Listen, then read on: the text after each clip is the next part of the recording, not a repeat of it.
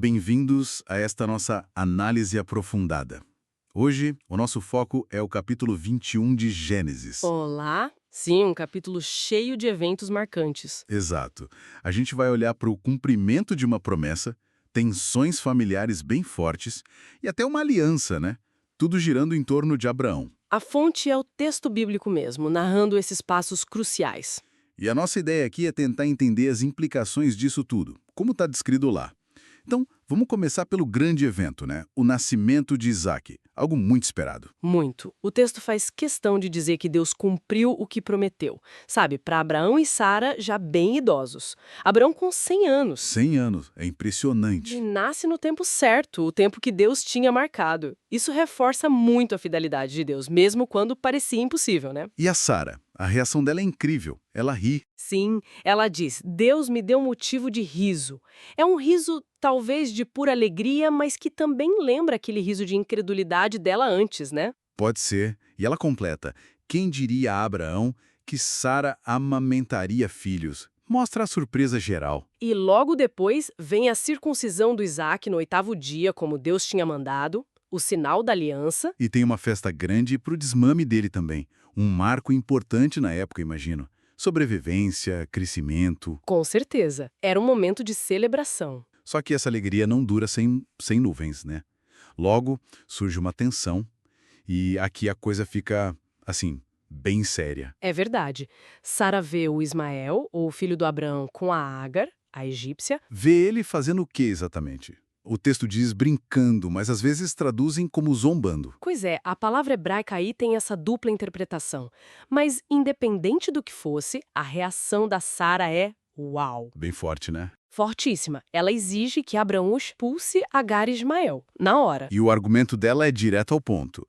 O filho da escrava não vai herdar junto com o meu filho, com Isaac. Exatamente. Toca direto na questão da herança da linhagem principal. Isso para Abraão deve ter sido muito doloroso. Ismael era filho dele também. Sim, o texto menciona a angústia de Abraão. É um conflito familiar pesado. Muito. E aí vem a intervenção divina, que é surpreendente também. O que Deus diz para ele? Deus manda Abraão atender ao pedido de Sara. É inesperado, né? Totalmente, mas por quê? Deus reafirma que a descendência prometida viria por Isaque. Essa seria a linhagem principal. Mas, ao mesmo tempo, ele promete cuidar de Ismael. Ah, então não é um abandono completo. Não. Deus promete fazer de Ismael uma grande nação também, justamente por ele ser filho de Abraão. É como se Deus estivesse gerenciando a situação para cumprir múltiplos propósitos, sabe? Validando Isaac, mas sem descartar Ismael. Entendi. Mesmo que a origem do pedido seja um conflito humano, né? Deus usa a situação. Exato. Mostra essa interação complexa entre os planos divinos e as ações humanas, às vezes bem complicadas. E Abraão obedece, ele manda Agar e Ismael embora. De manhã cedo, com pão e um odre de água, para o deserto. Uma cena bem dura. Eles vão para o deserto de Berseba. E o que acontece depois é de partir o coração, né?